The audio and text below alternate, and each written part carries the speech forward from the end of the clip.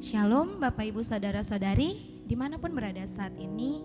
Selamat bergabung kembali kami ucapkan dalam ibadah online GPDI Betani Pekanbaru. Kali ini kita akan mengangkat pujian kepada Tuhan dengan tema bahwa karya penebusan Tuhan bagi kehidupan kita sungguh sangat besar dan mulia. Yesus datang untuk menebus dosa kita saat kita masih berdosa. Dan biarlah kiranya karya penebusan ini yang kita boleh ingat di setiap hari kehidupan kita, bahwa benarlah besar kasih setia Tuhan dan terpujilah namanya. Saat ini kami mengundang dengan kasih Kristus. Mari kita sama-sama mengangkat pujian dan penyembahan guna hormat kemuliaan bagi nama Tuhan. Haleluya.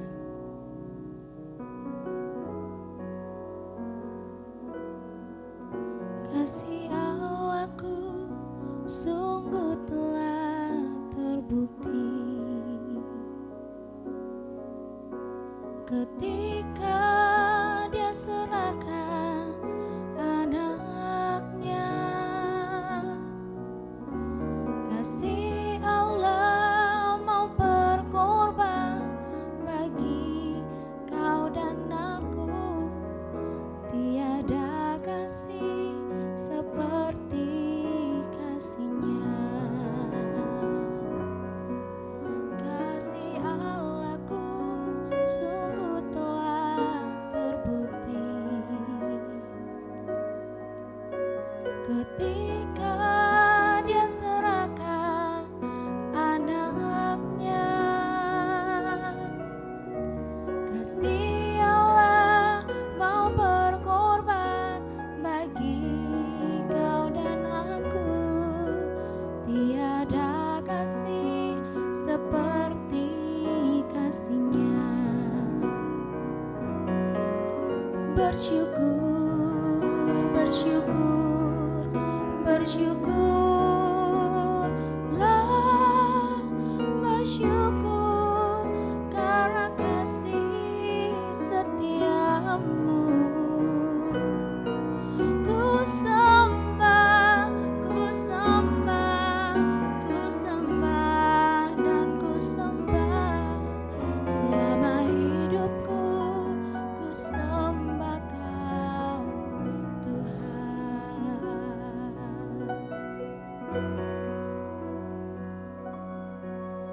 Kasih Allahku sungguh telah terbukti ketika Dia serahkan anaknya. Kasih Allah mau berkorban bagi kau dan aku. Tiada kasih seperti kasih-Mu. Bersyukur, bersyukur, bersyukurlah, bersyukur karena kasih setiamu. Ku sembah, ku sembah, ku sembah dan ku sembah selama hidupku. Ku sembah Kau Tuhan.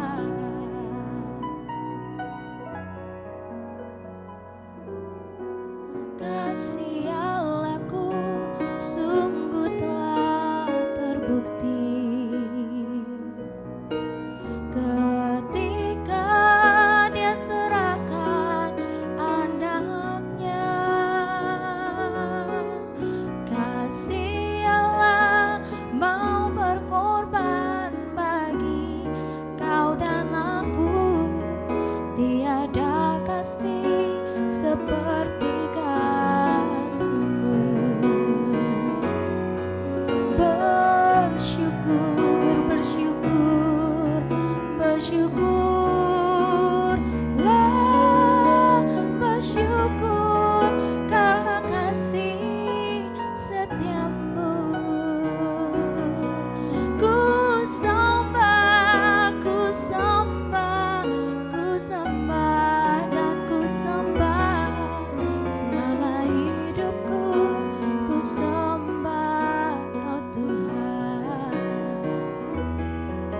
Selama hidupku ku sembah Kau Tuhan.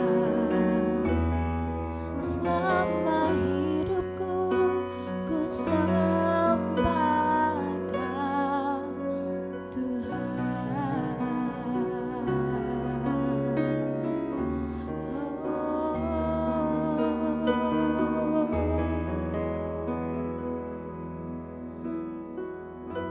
Allah Bapa yang baik, haleluya. Kami menyembah-Mu, kasih-Mu terbukti, ya Allah. Dimuliakan Engkau, kami sembah Kau ya Tuhan. Engkau Allah yang baik, haleluya. Terima kasih Allah yang besar, terima kasih Yesus yang baik. Kasih-Mu sungguh terbukti dalam kehidupan kami Tuhan. Betapa besar pengampunan yang Kau beri dalam hidup kami Tuhan. Engkau rela mati bagi kami ketika kami masih berdosa ya Tuhan. Dengan apa kami balas segala kebaikan-Mu ya Allah, selain dengan memuji dan menyembah Engkau saja Bapa. Bela pujian kami menjadi korban syukur yang berbau harum, yang menyenangkan hati-Mu ya Allah. Haleluya. Betapa besar kasih pengampunan-Mu Tuhan. Tak Kau pandang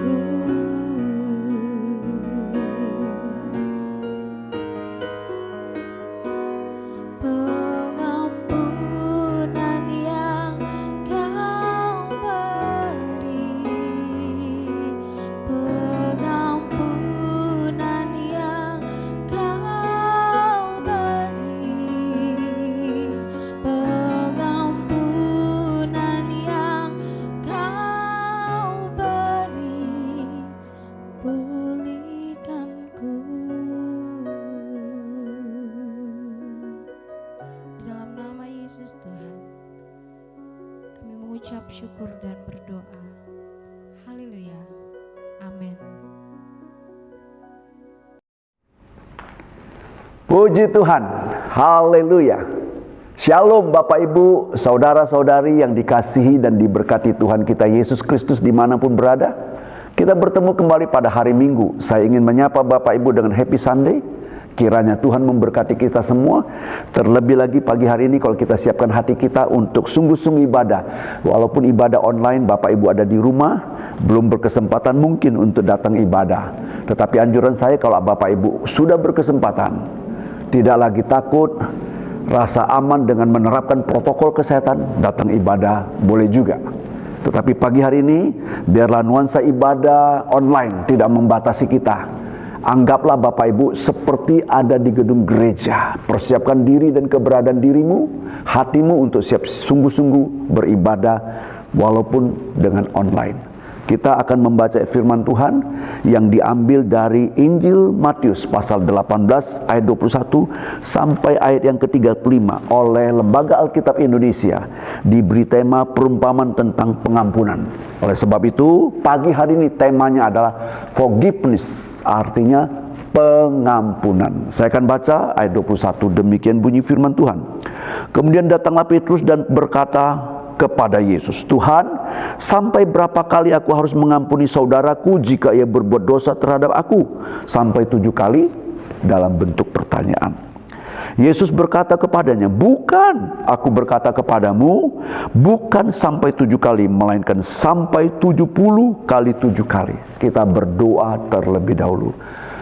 Terima kasih Bapa di surga buat pagi hari yang indah ini. Kami kembali boleh beribadah, mendengar firman-Mu. Kiranya Engkau memberkati firman-Mu supaya kami semua diberkati. Dan juga berkati hamba-Mu yang menyampaikan firman-Mu supaya kami juga, hamba-Mu juga diberi kekuatan untuk menyampaikan firman-Mu. Sebab hanya kemampuan daripada-Mu saja yang boleh memampukan hamba-Mu untuk menyampaikan firman-Mu. Terima kasih Bapa. Dalam nama Tuhan Yesus kami berdoa, ucapkan syukur dan terima kasih, dan kami sambut firman-Mu. Haleluya. Amin.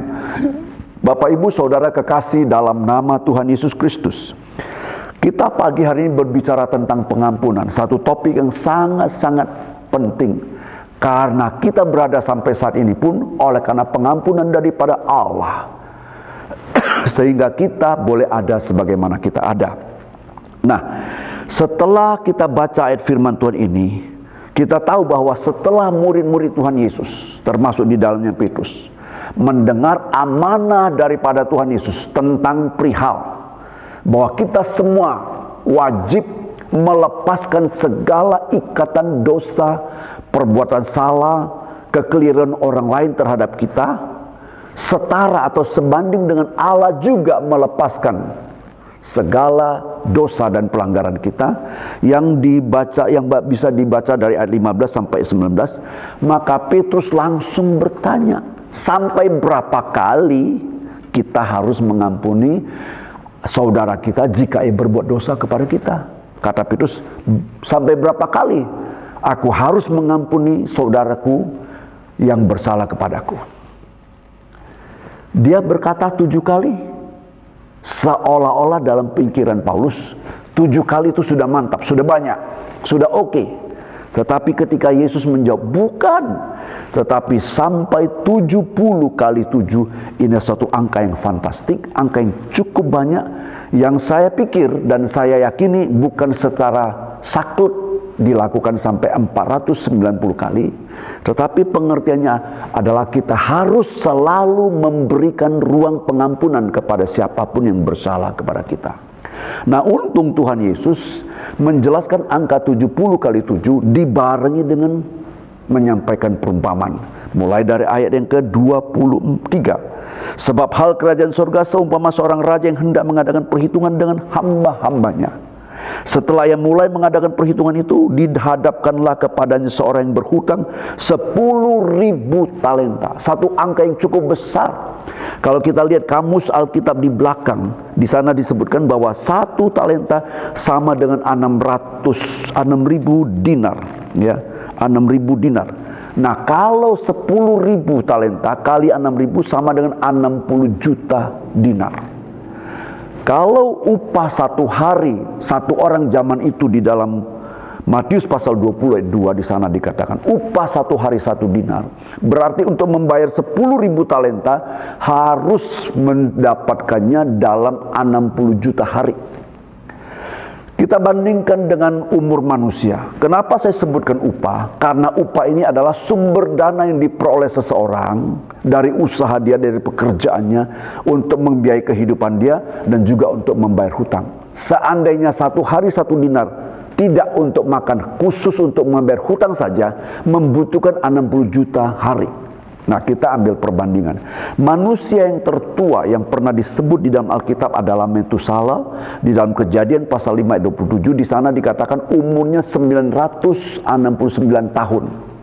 Kalau kita ambil perhitungan 969 tahun kali 365 hari per tahun kali 1 dinar, baru ketemu angka 353.685 dinar. Satu angka yang masih jauh dari harapan pencapaian 60 juta dinar. Arti kata apa? Sampai kita meninggal pun kita belum mampu untuk membayar hutang 10.000 talenta. Kalau dibanding lagi 353.685 banding 60 juta, lebih daripada 490 kali. Artinya jelas, dengan kemampuan kita tidak bisa membayar hutang kita kepada Tuhan. Orang ini tidak bisa membayar hutang kepada sang raja, sekalipun anak istrinya dijual. Itulah kira-kira gambarannya. Satu angka yang fantastik. Tetapi oleh karena hamba ini bermohon belas kasihan kepada sang raja, maka selanjutnya di sana dikatakan sang raja berkemuran membebaskan hutangnya. Luar biasa bukan? Saya punya keyakinan bahwa raja ini gambaran daripada raja di atas segala raja, yaitu Yesus Kristus. Raja di atas segala raja yang telah menyelesaikan hutang kita dengan membayar nyawanya mati di atas kayu salib. Itu dilandasi oleh karena kasih Allah yang begitu besar. Sebab ada firman Tuhan yang mengatakan di dalam Yohanes pasal yang ke-3 ayat 16. Karena begitu besar kasih Allah akan dunia ini, sehingga ia telah mengaruniakan anaknya yang tunggal, supaya setiap orang yang percaya kepadanya jangan binasa, melainkan beroleh hidup yang kekal. Itu kasih Allah yang begitu besar yang diberikan kepada kita melalui pengorbanan anaknya. Dan Yesus sebagai inkarnasi Allah menjadi manusia, bersedia mati di atas kayu salib, mengorbankan hidupnya untuk menebus dosa Anda dan saya sebagai pembayaran segala hutang dosa kita. Ya, karena firman Tuhan katakan dalam Yohanes pasal yang ke-15 ayat 13 di sana dikatakan tidak ada kasih yang lebih besar daripada kasih seseorang yang memberikan nyawanya untuk sahabat-sahabatnya. Anda dan saya sahabat daripada Kristus Yesus yang telah mengorbankan nyawanya untuk membebaskan hutang Anda. Artinya raja ini gambaran daripada Allah Bapa di surga, gambaran dari raja segala raja yang begitu berkemuran membebaskan, melepaskan segala salah kita, memberikan pengampunan yang sebesar-besarnya, yang luar biasa, yang kita tidak mampu bayar. Nah, hamba ini yang mendapatkan pembebasan hutang segitu besar tidak menyadari anugerah yang dia terima. Dari mana kita tahu? Karena ayat selanjutnya ketika dia keluar, dia juga rupanya ada sahabat dia yang dia ada piutang, ada sahabatnya yang berhutang kepada dia hanya 100 dinar. Terhadap sahabat yang berhutang kepada dia 100 dinar, dia memaksa untuk bayar hutangmu. Ketika dia katakan aku tidak mampu, dipenjarakan. Dari sini kita tahu bahwa dia tidak sadar bahwa hutang dia, kesalahan dia, kita bandingkan dengan kesalahan begitu besar telah diampuni, tapi dia tidak berbelas kasihan dan tidak mengampuni sahabat dia yang berhutang hanya 100 dinar. Halo Bapak Ibu. Ya. Akhirnya kita baca di sana dibacakan, tetap Melihat itu kawan-kawannya yang lain sangat sedih lalu menyampaikan segala hal yang terjadi kepada tuan mereka. Tuan mereka itu maksudnya raja. Dia sudah mendapatkan pembebasan hutang 10.000 talenta, tidak jadi jual anak istri, dibebaskan semua hutangnya. Terhadap sahabat dia, teman dia yang hanya 100 dinar saja hutangnya, dia penjarakan. Melihat itu kawan-kawannya melapor, memberitahukan lagi pada sang raja. Halo, saya dan saudara sahabat daripada Yesus. Saya mau katakan di sini bahwa Yesus sebagai Tuhan tidak bisa ditutupi, dikelabui dengan hati yang tidak berkemuran untuk memberikan ruang pengampunan. Sama juga dengan Allah. Karena firman Tuhan ada katakan di dalam 2 Tawarik 16 ayat 9 bagian A di sana dikatakan, karena mata Tuhan menjelajah seluruh bumi untuk melimpahkan kekuatannya kepada mereka yang bersungguh-sungguh hati terhadap Dia. Artinya apa? Allah memperhatikan hati setiap manusia. Siapa yang bersungguh hati dan siapa yang tidak bersungguh hati. Artinya Allah memperhatikan manusia. Kalau ada dalam ruangan hati kita yang enggan memberikan pengampunan, Allah pun tahu. Yesus juga dalam hidupnya, masa hidupnya dia pernah berkata, dan karena tidak perlu seorang pun memberikan kesaksian kepadanya tentang manusia, sebab ia tahu apa yang ada di dalam hati manusia. Hatimu yang enggan memberikan pengampunan, yang enggan, Tuhan tahu. Sama seperti sahabat-sahabatnya tahu, memberitahukan kepada raja. Jadi jangan ada yang tersembunyi. Apa yang ada di hatimu ketika engkau tidak bersedia atau enggan memberikan pengampunan, Tuhan pun tahu. Nah, ketika raja ini tahu setelah diberitahukan oleh sahabat dia, maka raja itu suruh memanggil sahabat tadi, orang tadi yang telah diberikan pengampunan 10.000 talenta. Raja menegur, hai kawan. Kira-kira begitulah tegurannya. Dia katakan dalam ayat 33, bukankah engkau pun harus mengasihani kawanmu seperti aku telah mengasihi engkau? Artinya apa? Harus, tidak ada pilihan. Engkau sudah dapat pengampunan, engkau juga harus memberikan pengampunan kepada kawanmu. Artinya engkau harus juga memberikan belas kasihan kepada sahabatmu. Tapi karena dia tidak memberikan belas kasihan kepada sahabatnya, maka raja itu murka. Raja itu perintahkan, serahkan dia kepada Algojo. Kita tahu tadi terhadap sahabat dia perlakukan dengan memenjarakan temannya karena tidak bisa membayar 100 dinar. Kita tahu zaman sekarang, zaman dulu juga sama sekarang. Kalau di penjara ada kemungkinan bisa keluar. Satu. Yang kedua, selama dalam penjara masih ada fasilitas makan 1 hari 3 kali.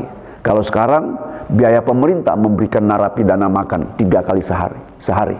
Juga ada kemungkinan dapat remisi, pemotongan waktu masa tahanan. Sehingga kemungkinan keluar dan dipercepat ada. Tapi bagaimana dengan orang ini yang tidak berbelas kasihan, diserahkan kepada Algojo? Kita tahu kata Algojo adalah satu kata yang menggambarkan satu pribadi yang bengis, kejam, tidak berbelas kasihan. Dia akan menyiksa, menderah orang itu. Sampai kapan? Sampai dia membayar hutangnya. Tadi sudah dikatakan hutangnya 10.000 talenta. Kita sudah bayangkan dengan umur Metusalah 969 tahun kali 365 hari kali 1 dinar, baru 353.685 dinar. Tidak mungkin untuk membayar 60 juta dinar. Artinya apa? Seumur hidup kita tidak mungkin membayar hutang. Kalau orang ini, Algojo ini, menyiksa orang itu sampai membayar hutang, sampai mati pun belum bayar hutang. Artinya sampai mati pun masih dapat penyiksaan dari Algojo itu. Dan ingat, waktu Yesus mengajarkan tentang doa Bapa kami, ada alinea yang berkata begini, dan ampunilah kami akan segala kesalahan kami, seperti kami juga mengampuni orang yang bersalah kepada kami. Ayat selanjutnya kalau nggak salah ayat 13 di sana dikatakan, dan janganlah membawa kami ke dalam pencobaan, tetapi lepaskanlah kami daripada yang jahat. Halo, kita berbohong sama Tuhan kalau dalam hati kita, dalam rongga hati kita tidak punya belas kasihan dan tidak memberikan ruang pengampunan kepada orang lain, sementara kita berdoa, ampunilah kami atas segala kesalahan kami seperti kami juga mengampuni orang yang bersalah kepada kami. Pertama, kita sudah berbohong dalam doa kita kepada Tuhan. Yang kedua, kita berkata, jangan membawa aku ke dalam pencobaan. Kapan ini terjadi? Hanya mungkin saja kita dapat meminta supaya jangan kita dibawa ke dalam pencobaan setelah langkah sebelumnya. Aku mengampuni orang yang bersalah kepadaku seperti Bapa yang mengampuni orang bersalah. Jadi kita hanya berhak mendapatkan fasilitas. Jangan membawa aku ke dalam pencobaan kalau sebelumnya sudah kita lakukan, yaitu ampunilah segala kesalahanku seperti aku mengampuni orang yang bersalah kepadaku. Ya, bayangkan kalau Anda tidak punya ruang belas kasihan, hati yang memberikan pengampunan kepada orang lain, jangan Anda katakan Allah membawa Anda masuk dalam pencobaan.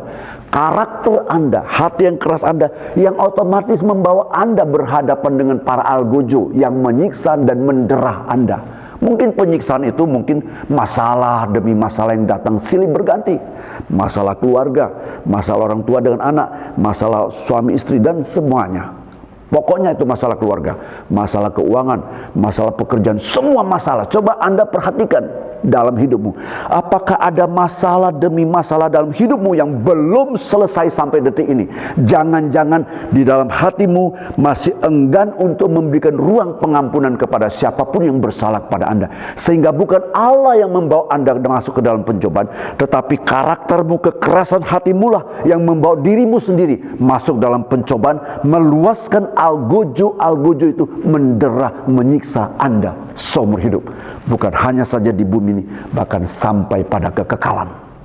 Karena ayat sebelumnya di sana kan, apa yang kita ikat, kalau kita masih mengikat kesalahan orang, dosa dan kesalahan kita pun masih diikat oleh Bapa kita di surga. Tapi apabila kita melepaskannya, maka Allah Bapa di surga juga melepaskan segala dosa dan pelanggaran kita, sehingga kita berdamai dengan Allah.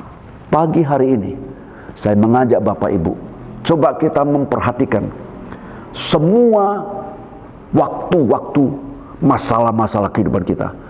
Jika masih ada masalah demi masalah dalam hidupmu yang belum terselesaikan dan silih berganti, coba perhatikan, apakah hatimu masih keras untuk tidak bersedia memberikan ruang untuk memberikan pengampunan sebagaimana anjuran firman Tuhan? Perhatikan itu. Kalau memang itu, pagi hari ini masih ada kesempatan bertobat. Karena kita tahu anugerah terbesar yang kita terima adalah pengampunan daripada Allah Bapa di surga. Makanya pujian tadi mengatakan, betapa besar kasih pengampunanmu Tuhan. Betapa besar kasih Allah, pengampunan yang Dia berikan kepada kita. Tidak mampu kita lunaskan, tidak mampu kita membersihkan segala dosa dan pelanggaran kita. Tetapi Yesus telah mati untuk kita di atas kayu salib, untuk menebus dosa Anda dan saya, menebus segala pelanggaran dan salah dan dosa saya sebagai hutang dosa kita kepada Allah Bapa. Kita patut bersyukur apabila kita terima Yesus yang sudah mengampuni kita segala dosa kita di hadapan Allah. Kita telah dibebaskan sehingga kita berdamai kembali dengan Allah. Saya percaya kalau kita minta Roh Kudus agar kita menerapkan ini, maka kita memiliki damai. Dan saya mau sampaikan, mengapa kita anak Tuhan orang Kristen? Firman Tuhan katakan, jangan membalas kejahatan dengan kejahatan. Kenapa? Karena kita tidak mau. Kalau orang membalas kejahatan dan kejahatan, artinya dia tidak memberikan ruangan pengampunan kepada orang lain. Masih ada dendam, masih ada sakit hati, dan itu yang meluaskan Anda dan saya mengalami pencobaan demi pencobaan. Ya, mari pagi hari ini, di mana kita dalam situasi sekarang menghadapi pandemi corona yang belum berakhir, ada banyak yang meninggal. Tetapi ada jauh lebih banyak yang sudah sembuh. Tapi saya mau mengingatkan kita semua. Kiranya semoga saja orang-orang yang dipanggil Tuhan melalui pandemi ini, kiranya adalah orang yang hatinya sudah dibuka selebar-lebarnya untuk memberikan belas kasihan, mengasihani orang yang bersalah kepada dia, sehingga ketika dia pergi pulang kembali ke rumah Bapa, dia tidak mengikat dosa dia dibawa sampai kepada kekekalan. Kalau kita sampai membawa segala pelanggaran dosa siapapun yang di dalam hidup kita, kita tidak ampuni, kita bawa pada kekekalan, ya, algojo itu akan bereaksi sampai kekekalan. Ingat itu. Oleh sebab itu, biarlah di masa pandemi ini kita hidup berdamai dengan siapapun. Jangan ada yang sakit hati. Lepaskan pengampunan. Kita hidup berdamai seperti kita berdamai dengan Allah. Kita berdamai dengan manusia. Dan kita juga doa tidak berbohong kepada Tuhan. Ya, ampunilah kesalahan kami seperti kami pun mengampuni orang yang bersalah kepada kami. Kita tidak berbohong, kita sungguh-sungguh dengan tulus berdoa apa adanya kita, dan kita layak berkata kepada Tuhan, jangan bawa aku masuk ke dalam pencobaan. Dan pencobaan-pencobaan karena kekerasan hati kita yang berhadapan dengan algojo apabila kita tidak melepaskan segala kesalahan dan hutang dosa pelanggaran orang, kita tidak akan dibawa dalam pencobaan, didera oleh algojo. Kiranya Tuhan Yesus memberkati kita pada pagi hari ini. Biarlah kita juga bisa mengampuni saudara dengan segenap hati kita. Mengampuni orang yang bersalah dengan segenap hati kita. Karena Tuhan Yesus katakan, maka Bapakku yang di sorga akan berbuat demikian juga terhadap kamu apabila kami masing-masing tidak mengampuni saudaramu dengan segenap hatimu. Oleh sebab itu, supaya kita mendapatkan kemurahan Bapa, kita juga mendapatkan pengampunan sedemikian besar. Marilah dengan rela hati kita memberikan ruang dalam hati kita terbuka untuk mengampuni juga orang yang bersalah kepada kami. Itulah pengampunan yang Tuhan ajarkan kepada kita lewat firman Tuhan. Karena Dia sudah terlebih dahulu mengampuni segala dosa dan pelanggaran kita, sehingga kita kembali berdamai dengan Allah. Itulah anugerah terbesar, kasih terbesar yang Tuhan nyatakan dalam hidup kita. Kiranya firman Tuhan ini mengingatkan kita semua untuk mengaplikasikan kasih yang kita terima, diaplikasikan dalam kasih kita terhadap sesama.